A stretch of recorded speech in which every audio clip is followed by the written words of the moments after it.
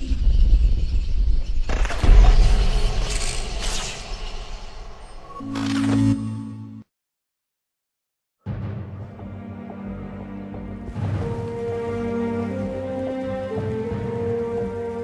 one of the most profound mysteries in the natural world.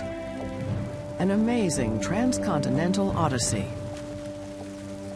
The migration each year of millions of monarch butterflies from Canada, across America, to Mexico. You've got a butterfly that's originating in Toronto, or it's originating in Detroit, Michigan. It's coming down from St. Paul, maybe even Winnipeg, and it's moving south. And somehow it finds its way to Mexico. Could you do that? Starting from a tiny caterpillar,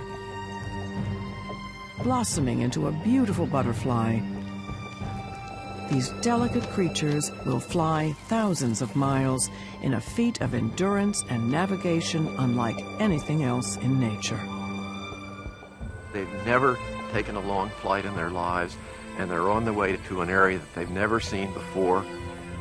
Somehow they're recognizing landmarks or following streams or following the sun or following something. They're on their way to a remote area high in the Mexican mountains. And they get there every year at exactly the same time. The butterflies have dazzled humans for millennia. It's a beautiful little creature, and on top of that, it migrates 2,000 miles. And this just staggers the mind. I think the monarch butterfly is one of the most magnificent animals in the world. And it's unique in terms of the entire animal kingdom. There's nothing like it. Next on Nova, the incredible journey of the butterflies.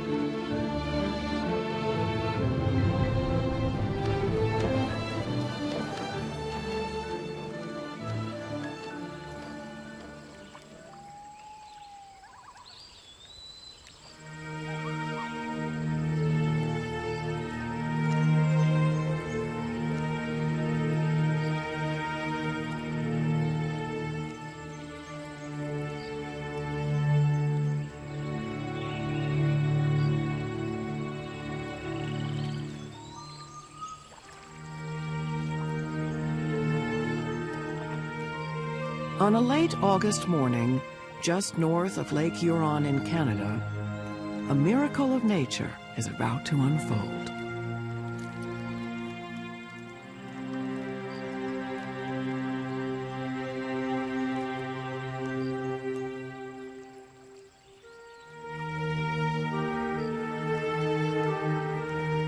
This tiny caterpillar is destined to become a monarch butterfly.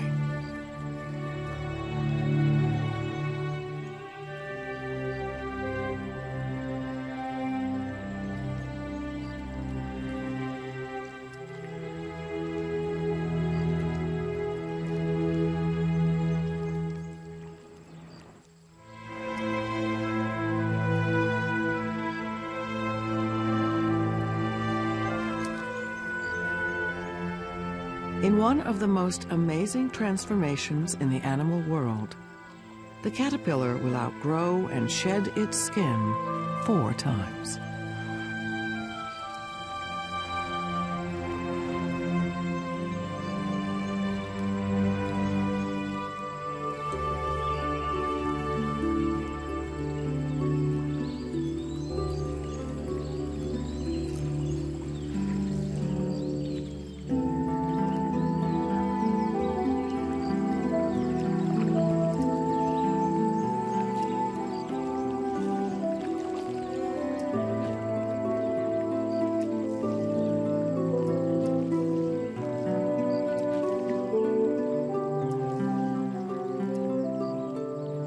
The fifth time, the caterpillar disappears.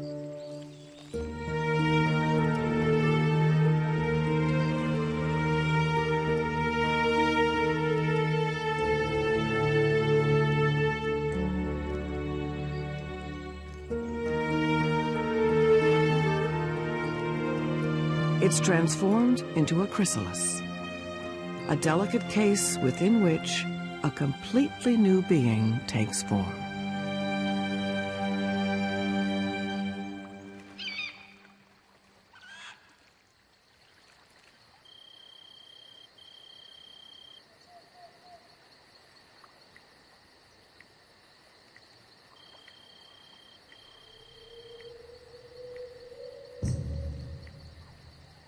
After about 10 days in the chrysalis, the new creature is complete.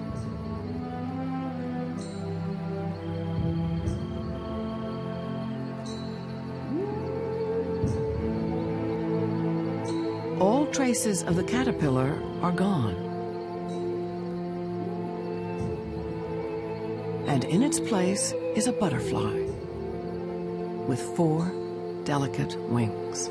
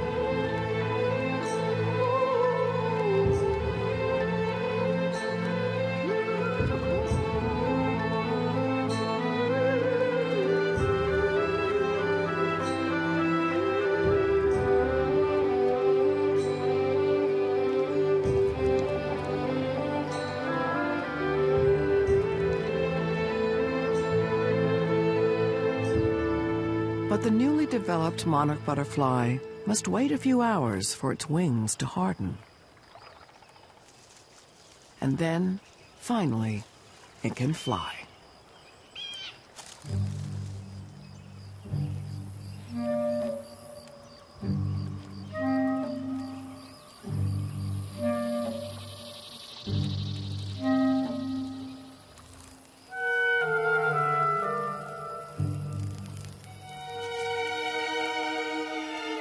This particular generation of monarch butterflies is special.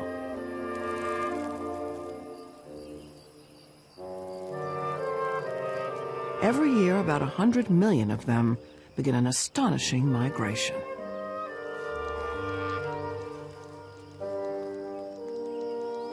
Coming from southern Canada and the northeastern United States, each butterfly, starting on its own, flies about 2,000 miles, arriving 2 months later in Mexico.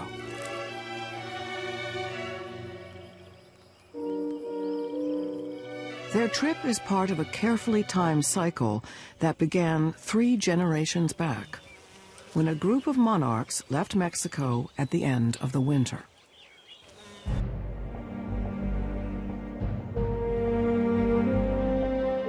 They flew as far north as the Gulf states, mated, and died. The second generation flew to the northern United States. There, they too mated and died, living only about a month.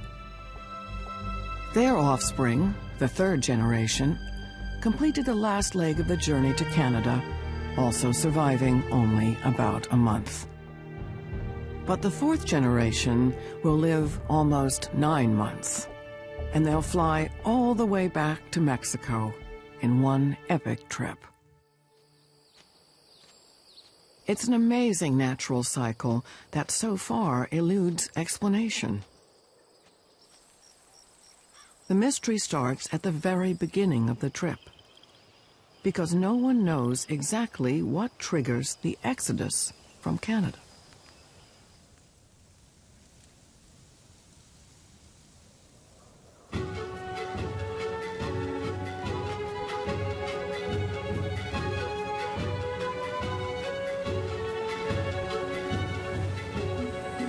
Well, when the monarchs leave Canada, they have a 2,000-mile trek ahead of them, at least.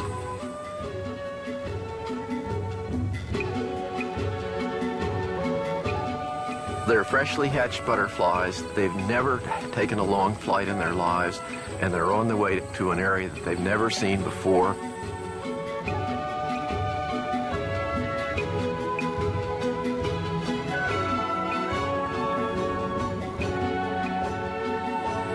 Somehow they're recognizing landmarks or following streams or following the sun or following something.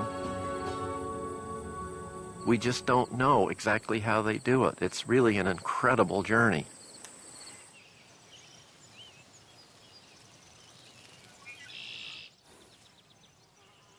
A monarch's wingspan is just under 4 inches, and they weigh less than 1/5 of an ounce.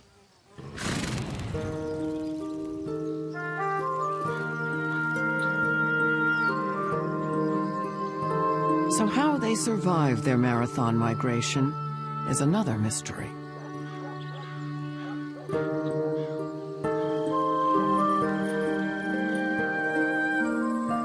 They only fly when conditions are perfect.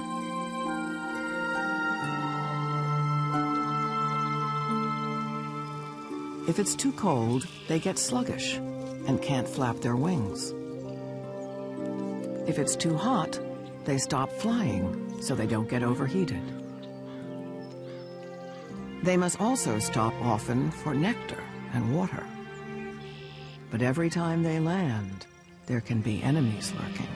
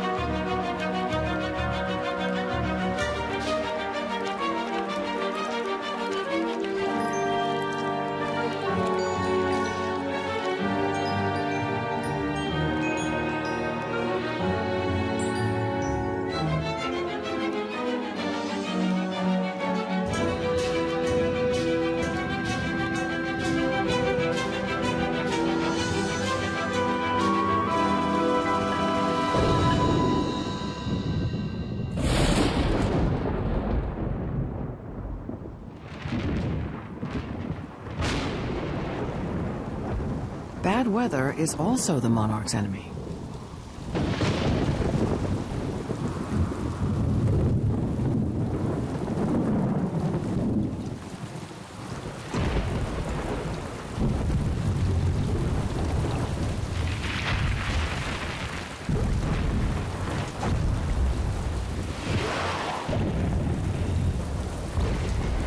A rainstorm can be deadly.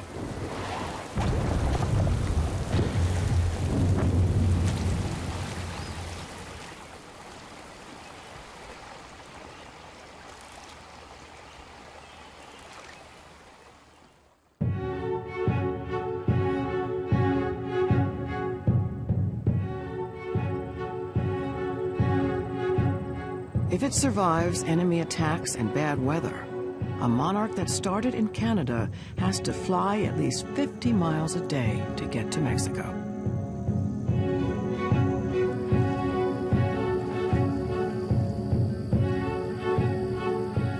physical effort this requires is remarkable for a creature so small, with such fragile wings.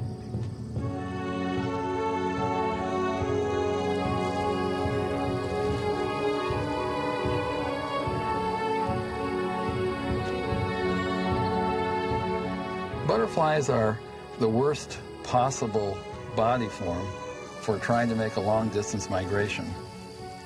They're simply a bad design. Every time they flap their wings, they're using energy at least 20 times the rate than when they're not flapping it. So they're just burning their fuel up at a great rate, much like, say, a helicopter might. And so they have to compensate for their inadequacies by soaring.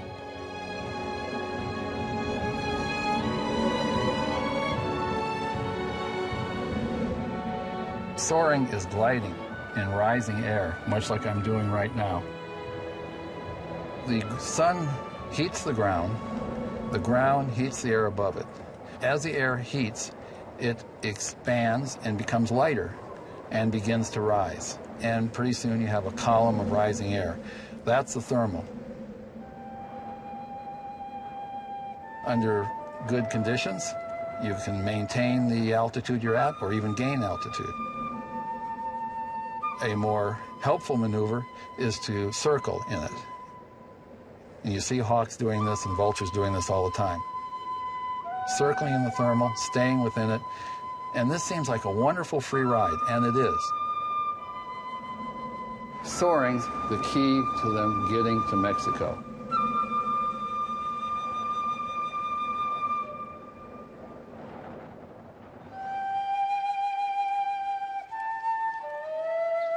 On the shores of the Great Lakes, just days into their journey, the monarchs face their first geographic hurdle.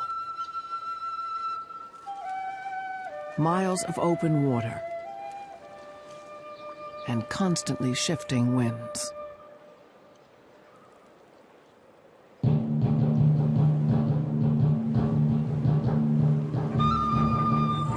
As the monarchs are migrating out of Canada, they hit the Great Lakes, which are a barrier. They can't see across them.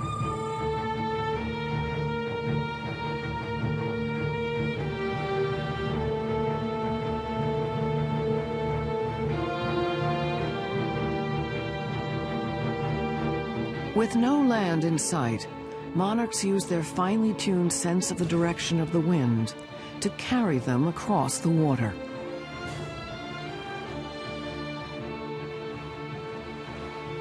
If wind from the south, a headwind, threatens to blow them off course, they stop and wait.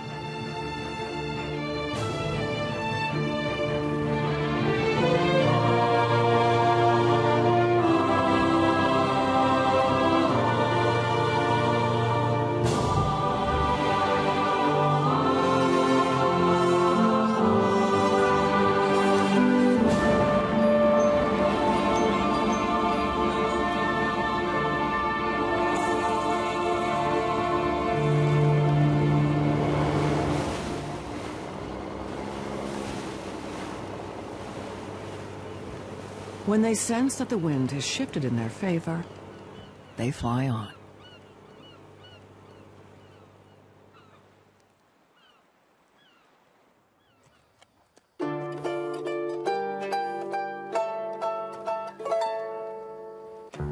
The ultimate destination of their incredible journey is a tiny area about 60 square miles and 10,000 feet high in the mountains of Mexico.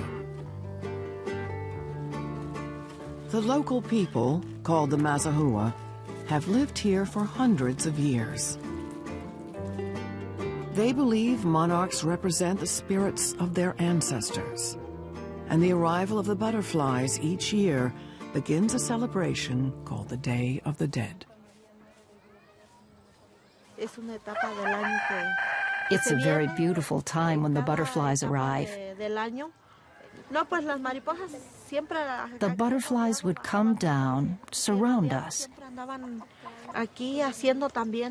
coming down to give the final touch to the tradition of the Day of the Dead.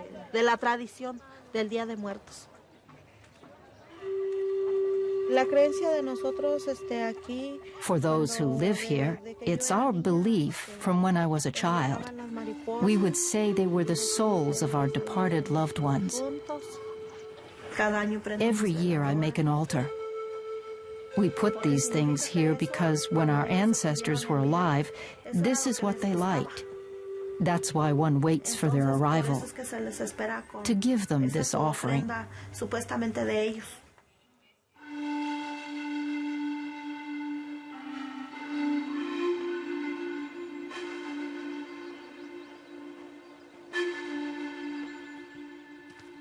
The legends of the people that live near the ocean and the mountains are important to them. For us, there is a sense of space, the freedom to fly with imagination, to fly just like a butterfly. Homero Aregis is one of Mexico's best-loved writers. He grew up in these hills and has fought to preserve them for monarchs. Every year, Lincoln Brower comes here to continue his study of the monarch migration. When you were a young boy, Homero, Yes. did you used to go up to see the butterflies? Yes, every year we came with the school children, and for us it was one of the most fantastic spectacles of the year to go to the plain of the Mule to see the butterflies. But the butterflies also came to town. They were across the streets. They flew through the town. Exactly. They were looking for water. Sometimes there was in your house. But there were millions of butterflies. And for us, it was an spontaneous miracle to see butterflies here in the Cerro Altamirano. But we didn't know that they were coming from Canada, across the United States. And the Canadians and Americans didn't know that they were coming to these places.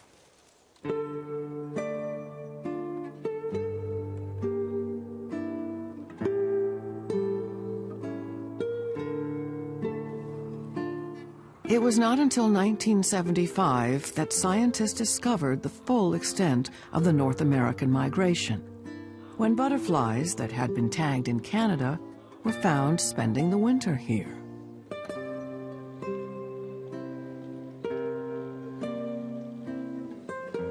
These monarchs return each year to 12 specific sites in these mountains. This is their only destination in the world.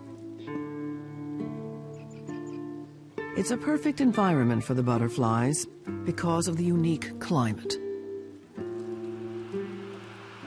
We're talking constantly about this microclimatic envelope, about 3,100 meters, usually on southwest-facing slopes.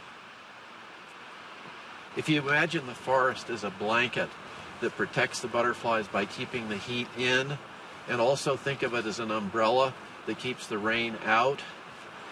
And the tree is like a hot water bottle. It's radiating heat out through the bodies of the butterflies. So when the temperature drops down really low, you'll see millions of monarchs just festooning these beautiful trunk clusters. If you think about it, the bigger the tree, the more heat it holds. So this is an argument for maintaining the forest in its native state, to let the trees get as big as they can, and the butterflies will be protected during those cold periods.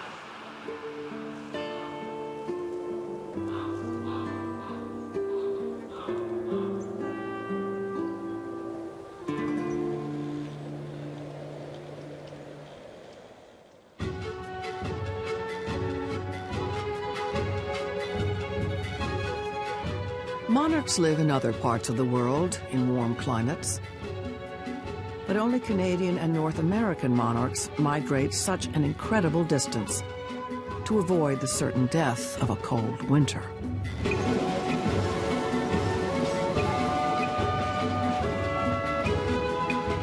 And exactly how they navigate from Canada to Mexico is another unsolved mystery.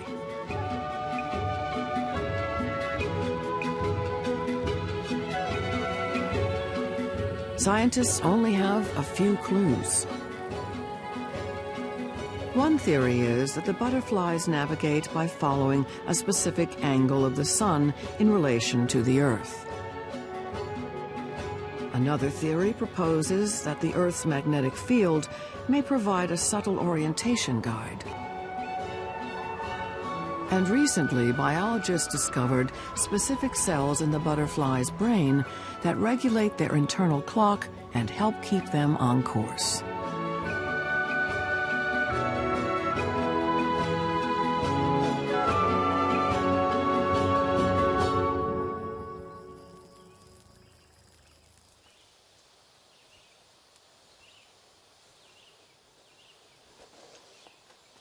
At the University of Kansas, Chip Taylor studies the forces at work in the monarch migration. You've got a butterfly that's originating in Toronto, or it's originating in Point Pelee, or it's originating in Detroit, Michigan. It's coming down from St. Paul, it's maybe even Winnipeg, and it's moving south. And somehow it finds its way to Mexico. Could you do that? And so now you need to tell whether or not it's a male or a female. And so this picture... In 1992, Taylor started a project called Monarch Watch. Are there any over here? Nope, so you know that one's a girl. So let's check out your butterfly. School children and teachers tag butterflies from all over the northeastern United States. The tags don't hurt the butterflies and don't affect their ability to fly.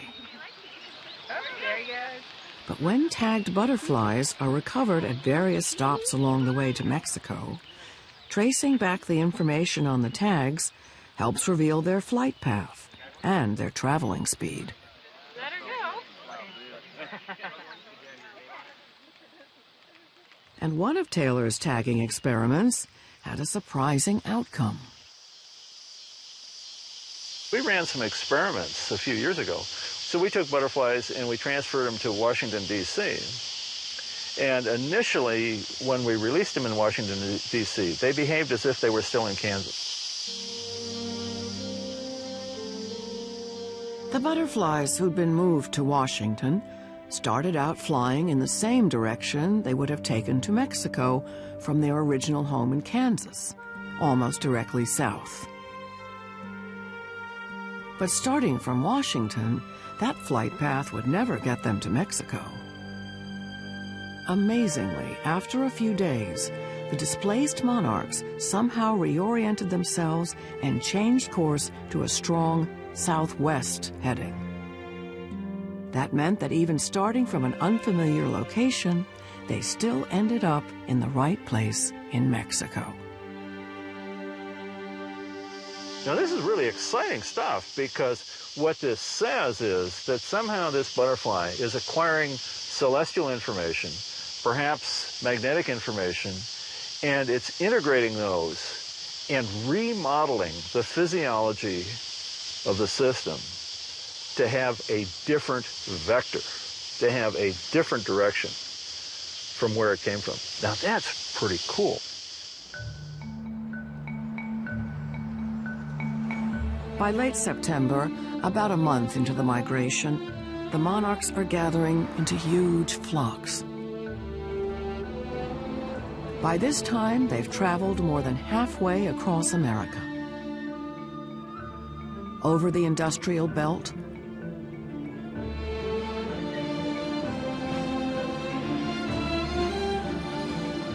through small Midwestern towns,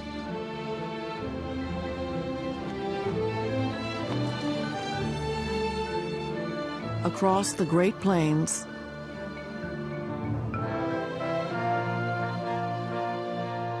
and finally, approaching the Southwest.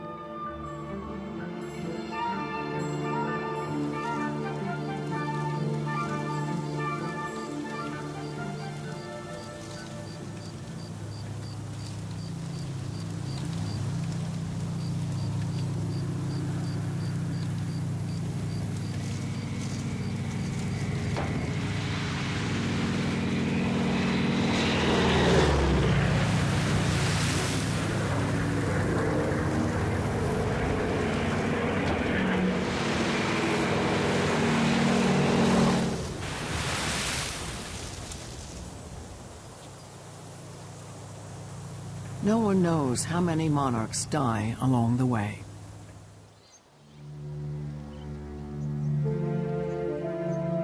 But if they make it to Mexico, there's another threat. Their destination in the Mexican mountains, the forests that will keep them alive over the winter, is in danger. It's like, you see all these trees, Lincoln? Yeah. Before there were hundreds and thousands, and now you can count them. And they're all... You see very tall and very wide.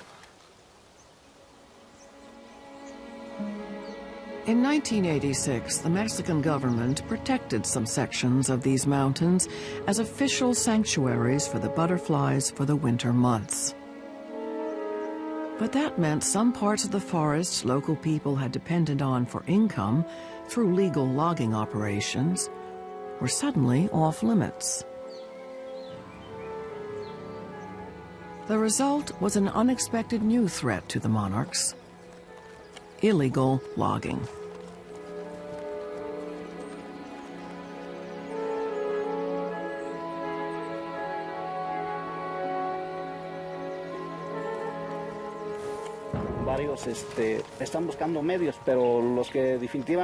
We all have needs,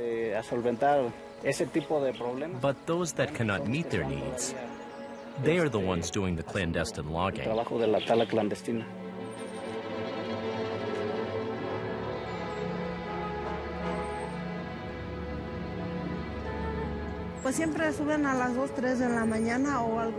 They come at 2 or 3 in the morning. They go down in the night to sell the wood.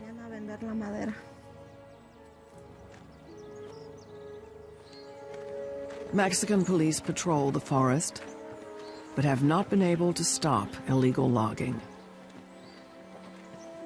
The World Wildlife Fund pays villagers to try to stop the destruction, but they are no match for the dangerous forces at work. Logging is clandestine and involves dangerous people.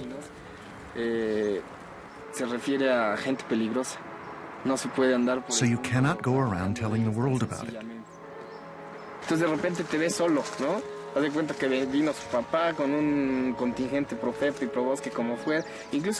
Sometimes you find yourself alone. And even with the police, you can be left alone. They will follow you, to kill you. It's not that easy.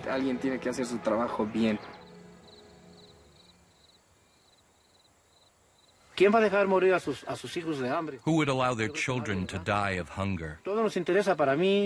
We know that it's important to preserve the forest for the butterflies, but because of our need, we have not been able to do it.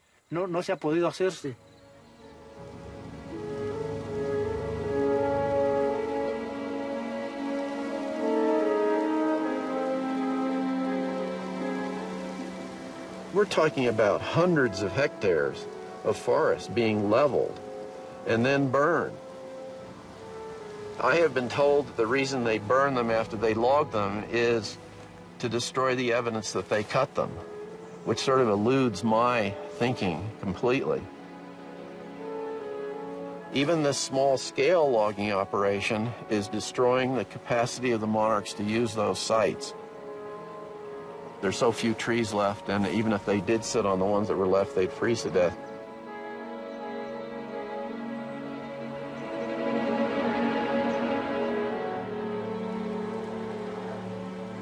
With the sanctuaries shrinking, an unusually cold winter in Mexico can be a disaster for the butterflies. During one storm, 80% of them died in a single sanctuary.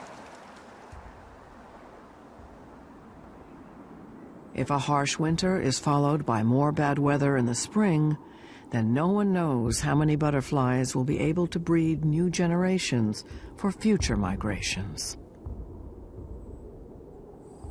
If the numbers are reduced to the point where the migration starts to unravel, we don't know what the critical low number is, but I'm worried that we might just get close to it.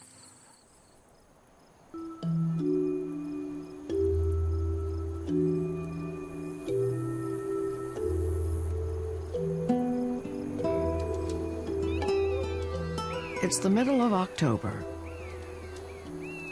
The butterflies are almost to the Mexican border. They started the migration scattered across thousands of miles of the northeastern U.S. and Canada. But at this point, they're flying together in a huge flock, only 50 miles wide for the final leg south.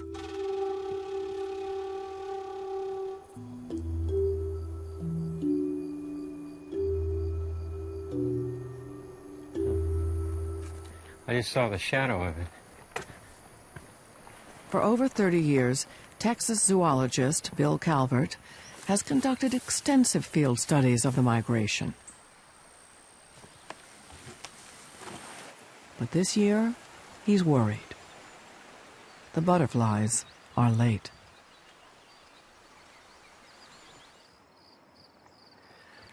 Well, this is perfect. Except for one thing. No butterflies here.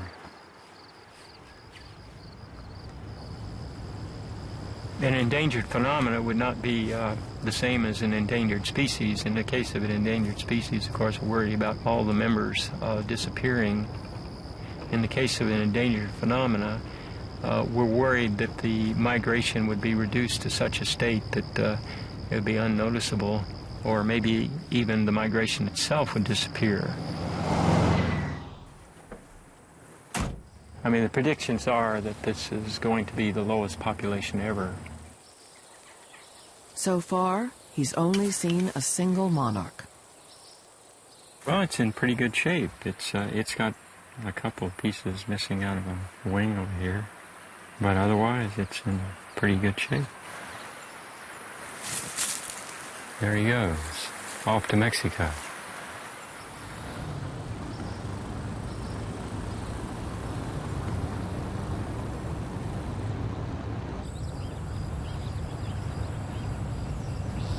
At the end of the day, Calvert decides to take one more look in a secluded corner of the woods. Let's see what we got in there.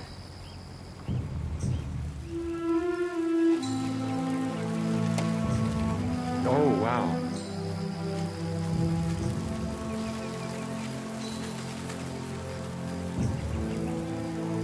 Look at him up there.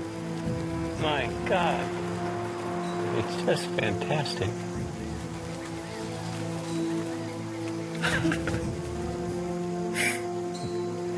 Well, there are hundreds of thousands passing us right now.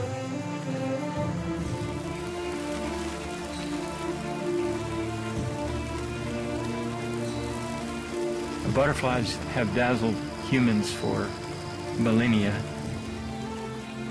It's a beautiful little creature, and on top of that, it migrates 2,000 miles. And this just staggers the mind.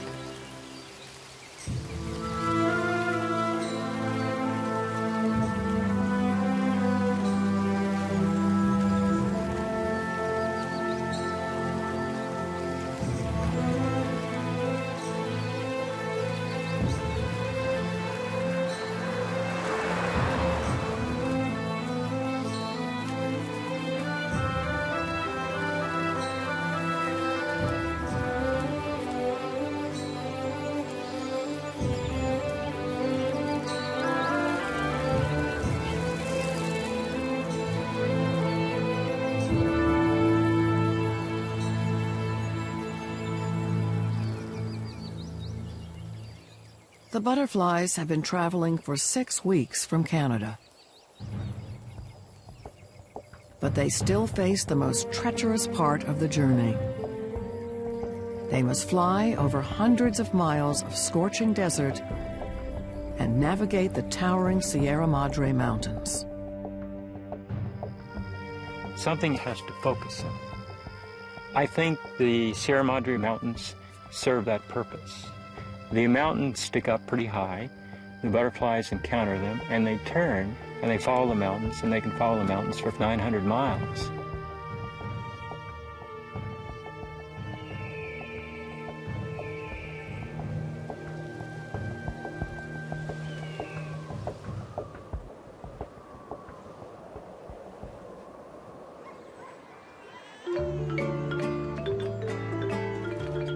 Late October in Mexico. The butterflies are expected soon. And the Mazahua people prepare to welcome them. It's a privilege that God has sent us this insect. We take advantage of the months that the butterflies are here to earn our living. Because the truth is that we have a community that is quite poor. In this season, we earn enough to make a living. It's not a lot of money, but you can rely on it.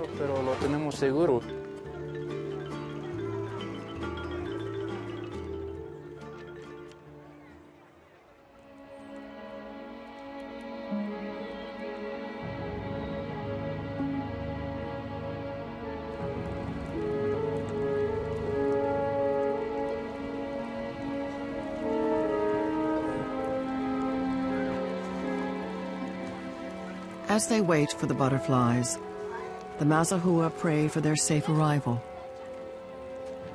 along with the spirits of their loved ones.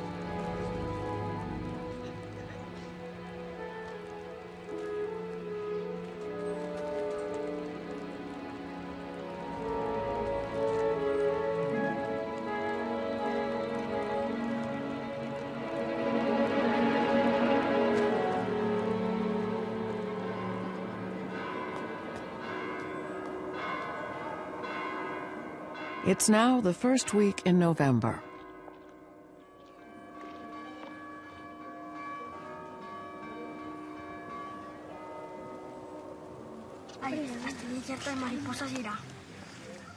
Hasta que era así, hay 3, 4, 5, 6, 7, 8, 9, 10, 11, 12, 13, 14. No puedes contar.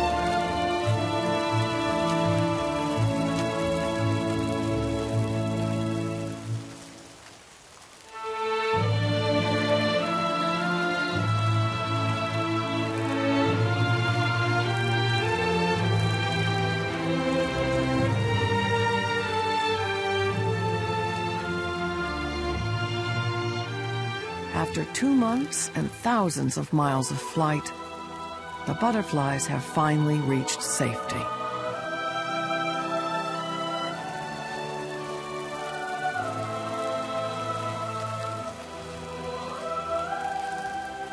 Millions of them arrive over the next few days, and the people rejoice.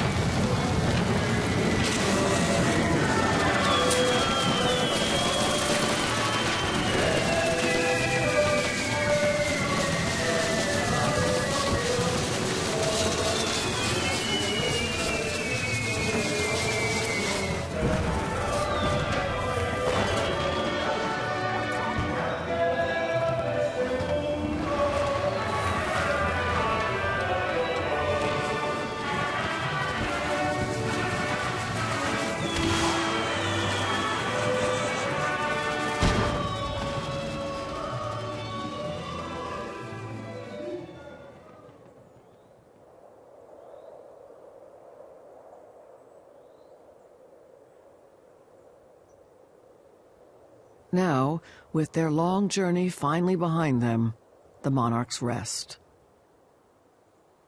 They huddle together in huge clusters and cling to the trees for warmth.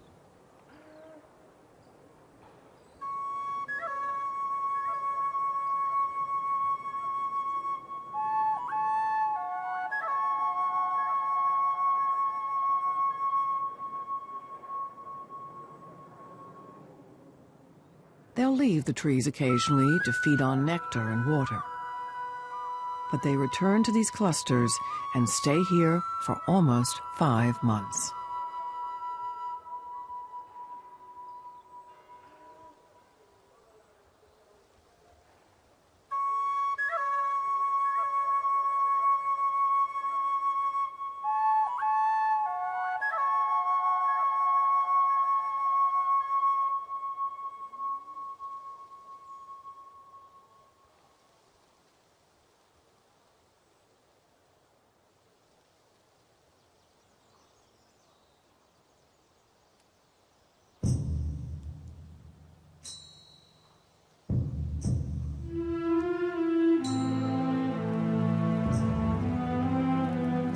When spring arrives, the butterflies bloom again.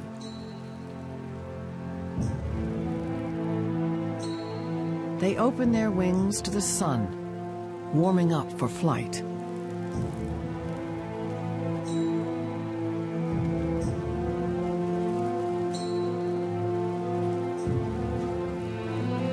Most of these monarchs will travel back to Texas.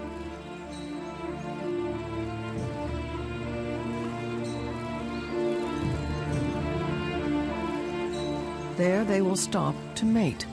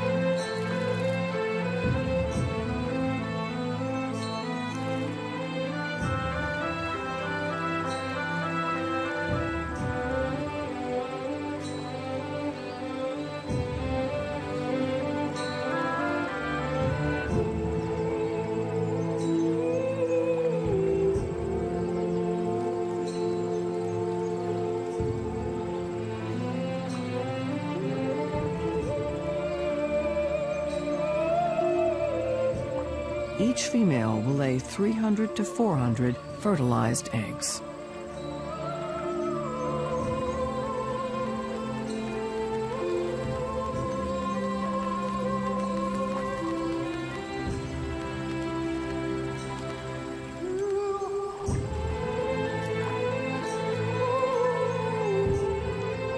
After the eggs are laid, the parents will die.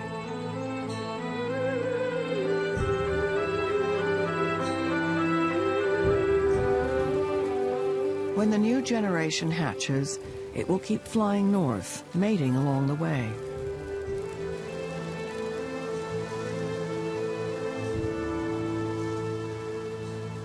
A third generation will do the same.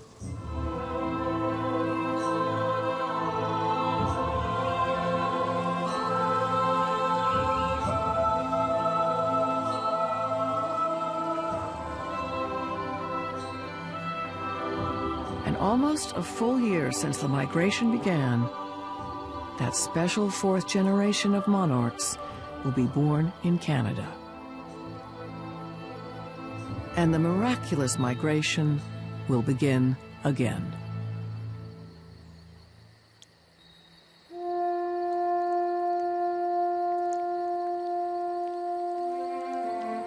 I'm frequently asked, well, what difference would it make if we lost the monarch migration? And I say, what difference would it make if we lost the Mona Lisa? Or if we lost Mozart's music? It's part of our culture.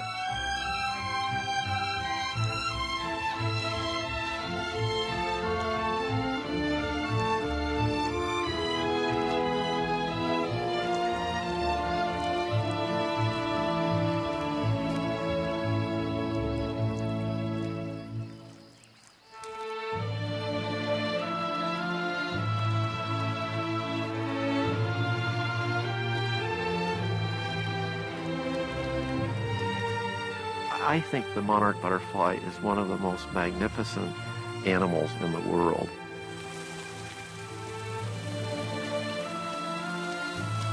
It will absolutely floor anybody the first time they see it, as it did me the first time I saw it.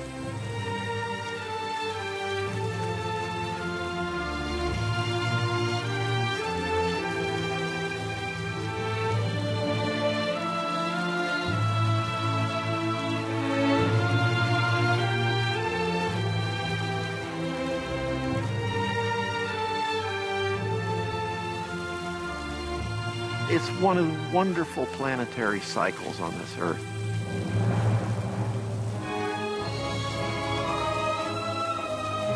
And it's unique in terms of the entire animal kingdom. There's nothing like it.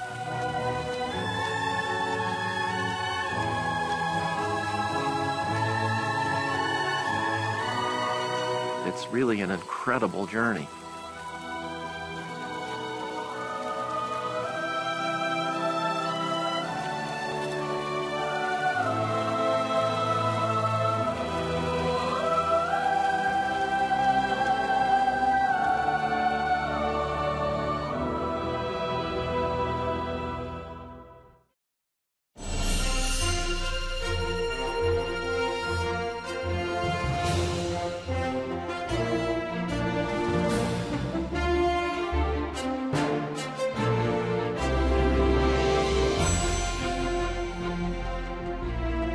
This Nova program is available on DVD. To order, visit shoppbs.org or call us at 1-800-PLAY-PBS.